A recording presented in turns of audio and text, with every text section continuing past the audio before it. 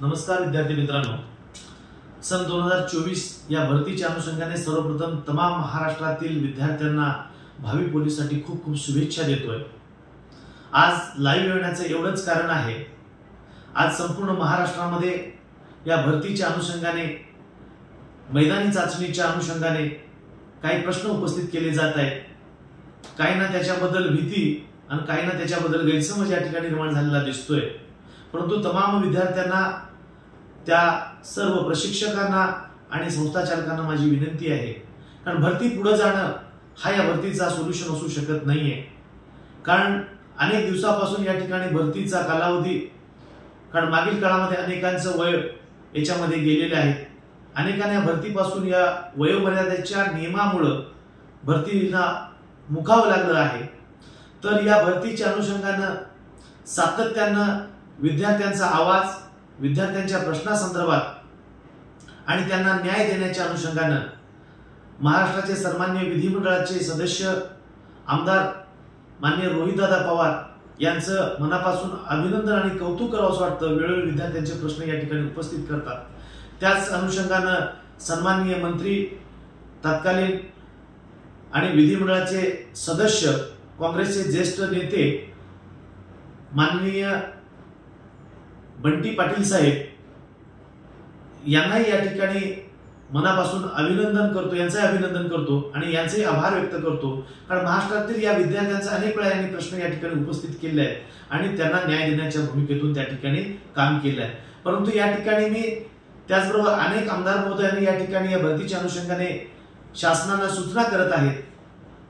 फक्त एवढंच सांगायचं आहे की तमाम महाराष्ट्रातील या विद्यार्थ्यांना आणि ही संपूर्ण भरती प्रक्रियेवर ज्यांचं लक्ष आहे आणि मोठमोठ्या पद्धतीने पद निर्माण करण्याचं काम सन्माननीय मंत्री महोदय, गृह विभागाचे गृहमंत्री सन्माननीय देवेंद्रजी फडणवीस साहेब यांचे मनापासून अभिनंदन आणि कौतुक करतोय। कारण गेल्या वर्षी 17,000 जागेची जाहिरात त्यांनी काढली मागील भरती आणि चालू अनुषंगानेही 17,000 जागेची भरती या ठिकाणी आपल्याला बघायला मिळतं। परंतु ही भरती प्रक्रिया व्यवस्थित सुरळीत पार पडावी याच्यासाठी तमाम महाराष्ट्रातील विद्यार्थ्यांनी, प्रशिक्षकांनी आणि तमाम महाराष्ट्रातील लोकांनी त्यांना सहकार्य करणं खूप गरजेचं आहे। कारण पावसाळा आहे, पाऊस आहे, ही गोष्ट नक्की आहे। कारण भरती या ठिकाणी पुढे जाणं हा याचा सोल्युशन असू शकत नाहीये। 5 विभागाच्या या ठिकाणी भरती आहेत।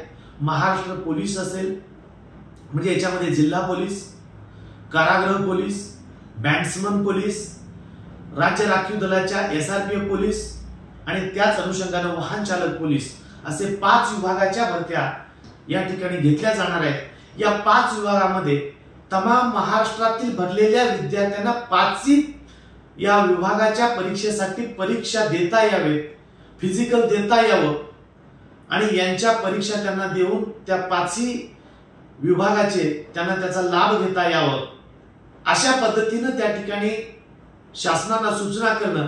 एखाद्या विद्यार्थ्याचं जर का SRPFचा आणि जिल्हा पोलीसचा एकाच दिवशी जर मैदानी चाचणी येत असेल तर त्या बाबतीमध्ये शासनानं काळजी घेणं आणि त्या विद्यार्थ्याचं ग्राउंड चुकणार नाही याच्यासाठी त्या विद्यार्थ्याला न्याय देणं ही बाब अतिशय महत्त्वाची आहे आणि या अनुषंगाने विचार होणं खूप गरजेचं आहे।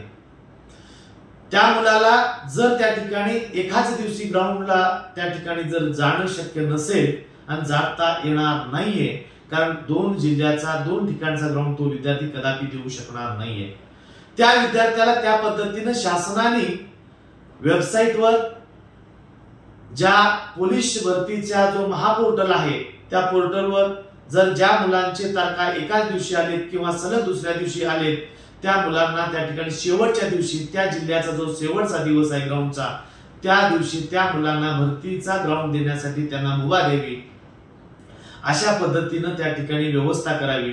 परंतु भरती प्रक्रिया पुढे गेल्याच्या नंतरनं त्याचा तोटा असा होऊ शकतोय, कारण आपल्याकडे विशेषतः पश्चिम महाराष्ट्रामध्ये आता पावसाळा जो आहे तो आपल्याकडे काही 24 तास किंवा त्या ठिकाणी सातत्याने पावसाळा नसतो।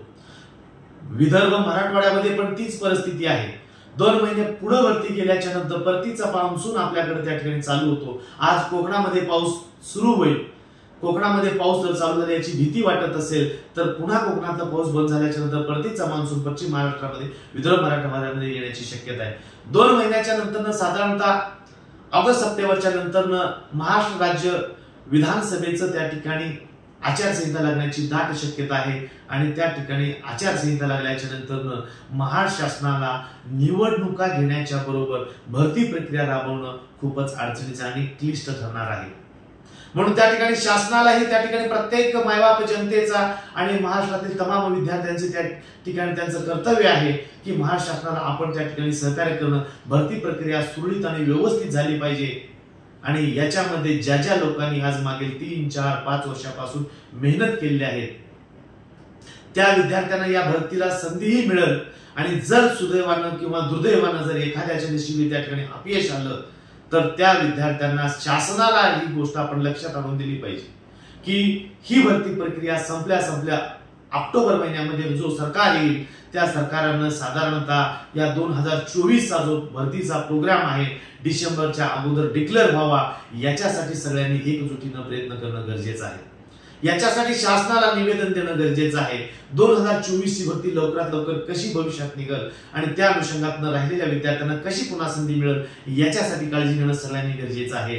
म्हणून तमाम महाराष्ट्रातील विद्यार्थ्यांना, प्रशिक्षकांना आणि मायबाप त्या जनतेला मी सांगू इच्छितो की ही 2023 ची जी भरती आहे 2024 मध्ये सुरू आहे ही भरती प्रक्रिया सुरळीत पार पडण्यासाठी सगळ्यांनी सहकार्य करावं आणि त्या ठिकाणी महाराष्ट्रातील या विद्यार्थ्याचा वेळोवेळी त्या ठिकाणी प्रश्न उद्भवित करणाऱ्या, शासनाला लक्षात आणून देणारे सन्माननीय रोहित दादा असतील, सन्माननीय निलेशजी लंके साहेब असतील, सन्माननीय बंटी पाटील साहेब असतील, याचबरोबर अनेक विधिमंडळाचे सदस्य, आमदार या ठिकाणी सातत्याने जी विद्यार्थ्याच्या अनुषंगाने महाराष्ट्र शासनाला लक्षात आणून देतात या सर्व सन्माननीय आमदाराचा मनापासून आभार व्यक्त करतो।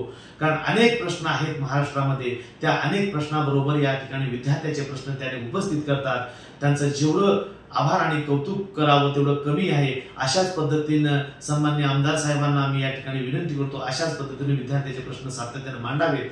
फक्त या ठिकाणी विद्यार्थ्यांनी भरती प्रक्रिया पुढे न जाता भरती प्रक्रिया सुरळीत व्हावी, सर्व विद्यार्थ्यांना त्यांचे 5ही ठिकाणचे मैदानी चाचणी सुरळीतपणे देता यावं।